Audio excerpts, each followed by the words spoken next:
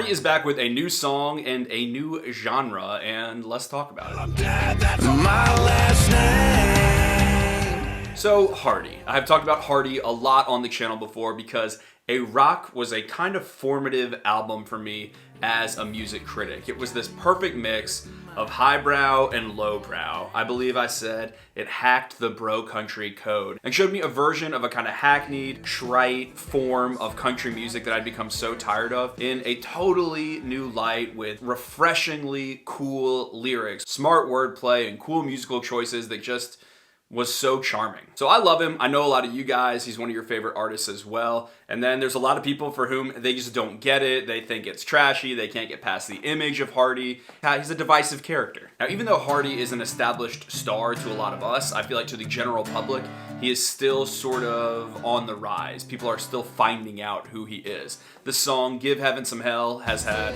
like every song at radio, if your name is not Luke Combs, a long, slow climb. It's like now in the top 15. Most people would still probably associate him with his prior single, One Beer. Beer turns into a lit cigarette, burning into a two-beer butt. Or they might refer to him as the guy that seems to be the permanent opener for Morgan Wallen. Or if you're talking to someone in the publishing world or in the industry, they might refer to him as one of the most in-demand songwriters, because after writing hits like God's Country, everyone wanted a piece of Hardy. And I feel like now that he's such an established entity, you're kind of seeing these aftershocks of his success with artists like Gary Allen cutting songs like Waste of a Whiskey Drink, even Breland cutting this song Praise the Lord, which, given the songwriters on it, I believe is a reinterpolation of Hardy's song Where You At. So I think it's been important for Hardy to actually just kind of have a moment, let the pop culture universe sort of adjust to him and understand what kind of character he is, although a lot of his diehard fans have been kind of craving new music. And I say that despite the fact that Hardy has actually had a lot of releases that he's been at least associated with. I mean, he was a featured artist on stuff like Dierks Bentley's Beers on Me, as well as Thomas Rhett's song Put It On Ice, which I still don't think rolls off the tongue very well. And then also he was with Brantley Gilbert and Toby Keith on that song, The Worst Country Song of All Time, and he certainly had the boldest and most aggressive verse. I support Kim Jong-un and Putin, yeah, this is the worst. He released the cover of Puddle of Mud's Blurry last year, which just seemed kind of random at the time. Can you take it all the way?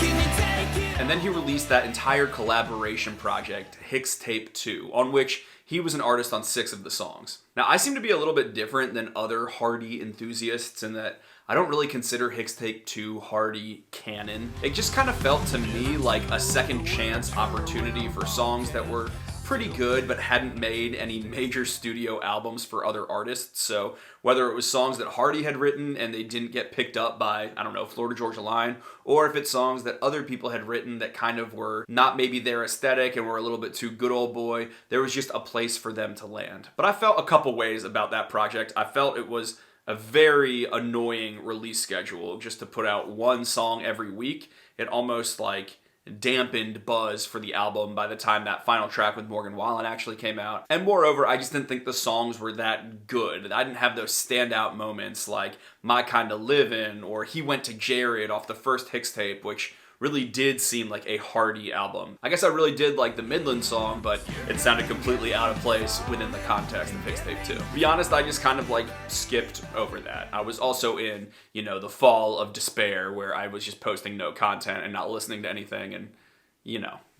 But now Hardy has released a new original solo track that got the full week in advance tease. It's something that he's been playing at a few live shows. It got a big fancy music video. And whether or not this is Hardy's new single, it certainly feels like the beginning of a new chapter for Hardy as a solo artist. And it's a song called Sold Out. Wall to wall and I still ain't sold out.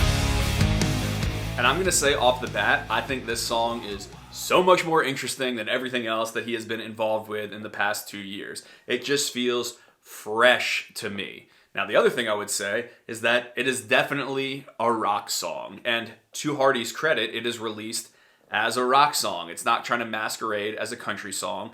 I like when artists do this, much like when Taylor Swift just plainly said 1989 was a pop record. And for the record, this is my very first documented official pop album.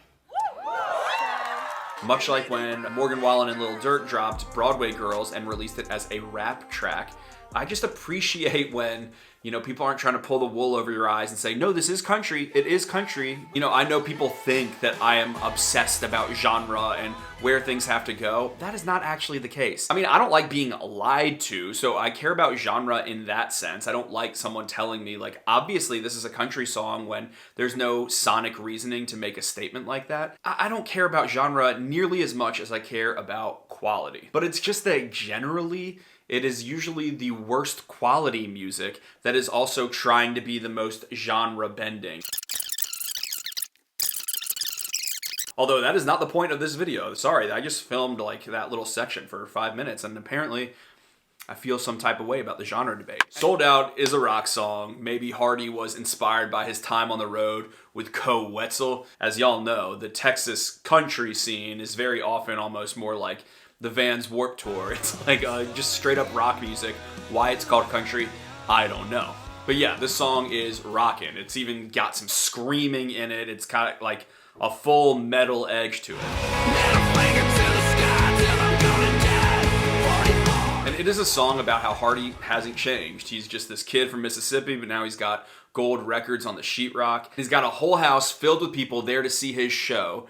And there's not one open seat, but he still hasn't sold out. It kind of all relies on that very smart wordplay of literally the concert is sold out, but he as a person has not sold out. I think the most exciting part of the whole song is his like declaration of authenticity in the pre-chorus. I'm still the same old redneck fuck, don't give a damn, ain't afraid to throw a dead fuck on my Instagram. I think that line is cool for a lot of reasons. I think the narrative of it is funny about kind of that fear that you might feel putting something that feels, I don't know, somewhat political on social media, like the fact that you are a hunter. He's like, look, I know that I'm like famous and can afford a Maybach now, but I'm still going to do that. But I also think the cadence of it works really well. It's kind of choppy, and it's got all of these internal rhymes where you get red and neck and dead, and then you've got buck and you've got don't give a damn, Instagram. Like there's all of that assonance that's in there. And it just makes the line exciting. It makes me feel the way I feel when I heard Flatland Cavalry say,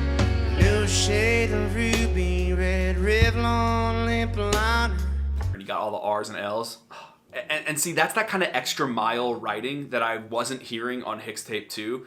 But I do hear on Sold Out, and it makes me think like Hardy's saving his best stuff for himself. Like he's not giving away all of his best lines anymore. Although that one line, I don't sprinkle Dixie Crystal on my halftime, while sprinkle Dixie Crystal all sound amazing together, what the heck does that line mean? Like you don't drink sweet drinks when you're watching football on TV? Or you literally are not sugaring the players of Mississippi State? I got no clue. Something hilarious about the song to me, given how intense it goes, the thrashing guitar, the deep, deep bass all through it, and then just, it really does go into just Hardy kind of screaming, is that it's co-written by David Garcia, who is like a Christian contemporary music producer who actually just did Carrie Underwood's new single. Funnily enough, the song that it reminded me most of is actually Mississippi Girl by Faith Hill. This a long way from Star, Mississippi. Gold records on the sheetrock. Not bad for a boy from Mississippi. That song and this song are tracks about how I'm from small town Mississippi and I haven't changed. Just because people know my name, I'm still the same person that I used to be. And man, it's such a cool juxtaposition because you got her very feminine, southern gentility, and you've got his sort of rageful, reckless anger, and it's like so masculine and tough, and they're both saying the same thing. And it's cool how a similar thought that is maybe like a very southern, I haven't changed kind of authenticity play can manifest in completely different ways. But honestly, I like them both, and I think there's something funny about Hardy saying I'm country till the day I die while releasing a rock song. And again, when it does come to the side of me that wants words to mean things, I love that this song was released as a rock song. It's even released by Big Loud Rock. That is like an imprint of Big Loud, or maybe it's a separate label. I don't know all the technicalities of it, but I have to imagine this would play extremely well live. I don't think he played it when I saw him in front of Morgan in Kentucky a few months back, but I do have to say Hardy is like probably the most impressed I've been with a live show in a long time. He's really a dynamic performer. It is exciting. It's not someone that's just kind of traipsing around the stage, doing kind of the lean over, keep your hand over your crotch like Justin Bieber kind of performance that's so boring. Like, he is a performer through and through, and I was really taken aback by it. I was like, damn, that was a very good live show. You know, I don't know if Hardy's new album is going to be a rock album, if this is just another placeholder song until we get an official country release. It would definitely surprise me if, you know, after establishing him in the country world, there weren't something a little more friendly to the gatekeepers of country music, but it would also kind of be within his brand to perhaps throw a middle finger to the sort of traditional way of doing things and just say, I'm going to do it how I want to do it. But yeah, it seems like the song's actually doing well. People seem excited by it. You know, some people don't seem to like it that much, but, you know, I personally do. So I guess I can't give it a yeehaw. I'd have to give it like a rock on. A rock on. A rock. It's a rock song, but it's not on a rock. I'll stop. Let me know your thoughts on it. Let me know your thoughts on the state of Hardy's career. And I'll be back with more videos very soon. Bye.